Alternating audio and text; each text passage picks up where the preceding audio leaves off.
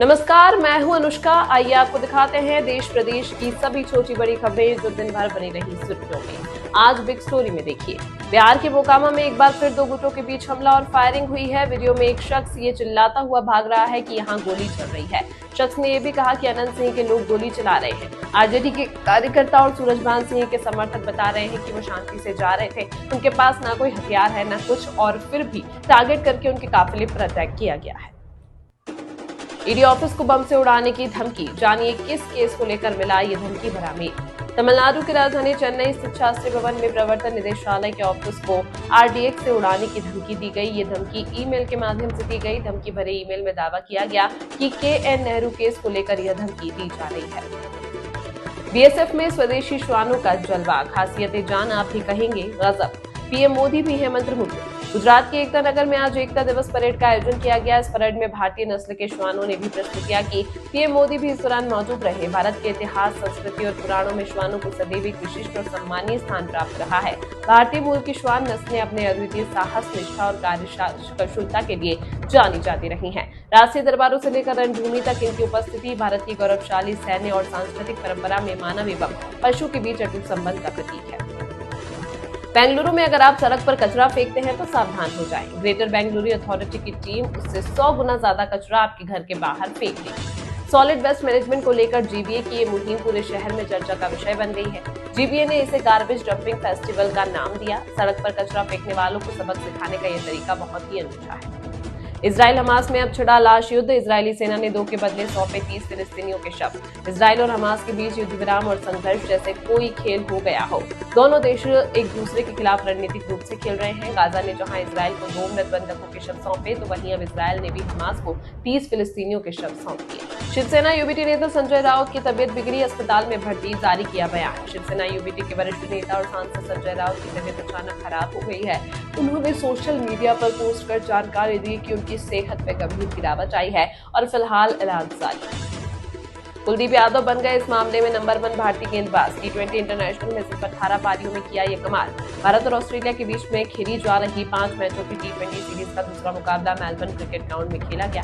उसमें team India को 4 wicket से हार का सामना करना पड़ा। इस मैच में भारतीय टीम ने पहले बल्लेबाजी की, जिसमें पूरी पारी 18.4 ओवर्स में 125 रन बनाकर सिमट गई। वहीं ऑस्ट्रेलियाई टीम ने इस टारगेट को 13.2 ओवर्स में 6 विकेट के नुकसान पर हासिल करने के साथ ही सीरीज में 1-0 की बढ़त हासिल कर ली है। वैष्णो देवी के दर्शन की चाह में स्कूल से भागी 7वीं की 3 छात्राएं। कानपुर से लखनऊ पहुंचते ही छूटी जम्मू की ट्रेन। रोजाना की तरह यूनिफॉर्म पहनकर स्कूल के लिए निकली 3 छात्राएं स्कूल नहीं पहुंची तो परिजनों में हड़कंप मच गया। लापता होने के बाद सभी छात्राओं की मां थाने के बाहर रो रोकर विलाप करने लगी। अनहोनी की आशंका जताते हुए उन्होंने पुलिस के सामने हाथ पैर जोड़ दिए। मुंबई के पवई में बच्चों को बंधक बनाकर रखे गए स्टूडियो से पुलिस को कई आपत्तिजनक वस्तुएं मिली। मौके से एयर गन, पेट्रोल, ज्वलनशील रबर सॉल्यूशन और लाइटर बरामद किए गए। इस मामले में पवई पुलिस ने मृत आरोपी रोहित आर्या के खिलाफ भारतीय न्याय संहिता BNS 2023 की धारा 109, 140 और 287 के तहत मामला दर्ज किया। घटना के आगे की जांच अब क्राइम ब्रांच को सौंपी गई है।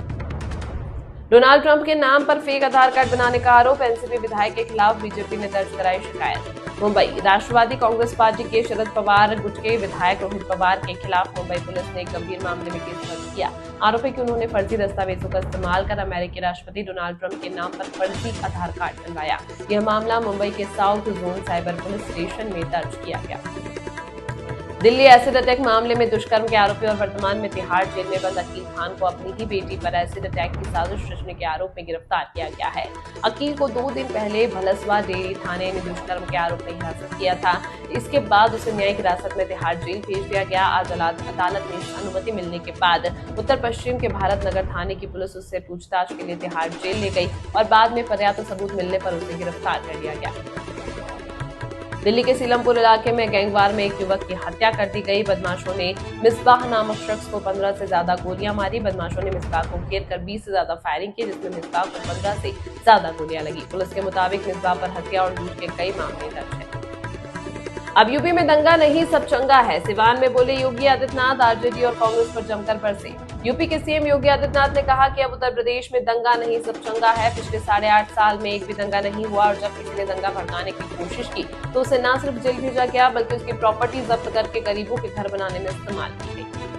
बिहार में विधानसभा चुनाव का आगाज होने के साथ ही सभी पार्टियां एक्टिव हो गई हैं। यहां लगातार चुनाव प्रचार किए जा रहे हैं। इसी बीच एनडीए ने आज शुक्रवार को अपना घोषणा पत्र जारी कर दिया है। एनडीए ने अपने घोषणा पत्र में जनता से 25 बड़े संकल्प किए।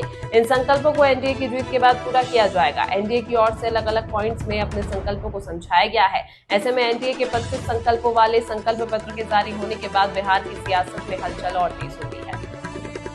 मध्य प्रदेश वाकई अजब गजब है। कभी नेता कभी अधिकारी तो अब अस्पतालों में मरीज और उनके साथ ही ऐसी हरकतें कर रहे हैं जिनसे प्रदेश बार बार शर्मसार हो रहा है। ताजा मामला अशोकनगर के जिला अस्पताल का है। यहाँ सर्जिकल वार्ड में भर्ती मरीज देवेंद्र यादव अपने रिश्तेदारों संग बेड पर बैठकर शराब पीते नजर आया। घटना गुरुवार रात करीब 8:30 बजे की बताई जा रही है। मामले का वीडियो भी सामने आया है जो अस्पताल के स्टाफ के सदस्य ने बनाया है। तुम्हारे पास सीएम हाउस से फोन आएगा, झूमते हुए पुलिस से भिड़े भोपाल एम्स के डॉक्टर, गालियां दी। भोपाल एम्स के डॉक्टरों का नशे में पुलिस के साथ अभद्र व्यवहार करने का तीसरा वीडियो सामने आया है। एम्स भोपाल के रजिस्टर्ड डॉक्टर सड़क किनारे कार लगाकर उसमें बियर पार्टी कर रहे थे। पुलिस ने रोका तो उन्होंने गाली गलौज शुरू कर दी। मध्य प्रदेश सीएम मोहन यादव ने पूरा किया एक और संकल्प, नर्मदा में छोड़े कई मगरमच्छ, जाने क्या होगा फायदा। सीएम मोहन यादव ने पूरा किया एक और संकल्प, नर्मदा में छोड़े कई मगरमच्छ। मध्य प्रदेश के मुख्यमंत्री डॉक्टर मोहन यादव ने खंडवा में नर्मदा नदी में कई मगरमच्छों को छोड़कर वन्य जीव संरक्षण का संकल्प पूरा किया। सीएम ने कहा कि मगरमच्छ मां नर्मदा के वाहन है और उनकी मौजूदगी से नदी का पारिस्थितिक संतुलन मजबूत होगा तथा पर्यावरण संरक्षण को बढ़ावा मिलेगा। राजस्थान के जोधपुर में आईबी और एटीएस का बड़ा एक्शन, 3 मौलवी अरेस्ट, आतंकी गतिविधियों में लिप्त होने की आशंका। राजस्थान में आतंक विरोधी दस्ता एटीएस और सेंट्रल इंटेलिजेंस ब्यूरो की संयुक्त कार्रवाई से शुक्रवार सुबह सनसनी फैल गई। जोधपुर, सांचौर और पिपाड़ में तड़के एक साथ हुई छापेमारी में खुफिया एजेंसियों ने 3 संदिग्ध मौलवियों को हिरासत में लिया। बेटी को खोने के बाद मैंने हर जगह रिश्वत दी, बेंगलुरु के पूर्व सीएफओ की दर्दनाक कहानी ने झकझोरा। बेंगलुरु में एक शो का कुलपिता के सोशल मीडिया पोस्ट के वायरल होने के बाद एक पुलिस सब इंस्पेक्टर और एक कांस्टेबल को सस्पेंड कर दिया गया है। इसमें उन्होंने अपनी बेटी को खोने के बाद पुलिस की हैरान करने वाली भ्रष्टाचारपूर्ण हरकतों और उत्पीड़न का जिक्र किया। नैनीताल, उत्तराखंड हाईकोर्ट में एक याचिका दायर करके एक महिला ने अपने पति और उसके परिवार द्वारा हिंदू रीति रिवाजों का पालन नहीं करने के आधार पर उससे तलाक मांगा है। कोर्ट ने इस मामले में दंपति को सुलह की संभावनाएं तलाशने को कहा है। नैनीताल फैमिली कोर्ट ने महिला की वह अर्जी खारिज कर दी थी जिसमें उसने अपने पति से तलाक मांगा था। इसके बाद महिला ने हाईकोर्ट का रुख किया। तो ये थी आज दिन भर की सुर्खियां। आइए देखते हैं बाकी खबरें विस्तार से।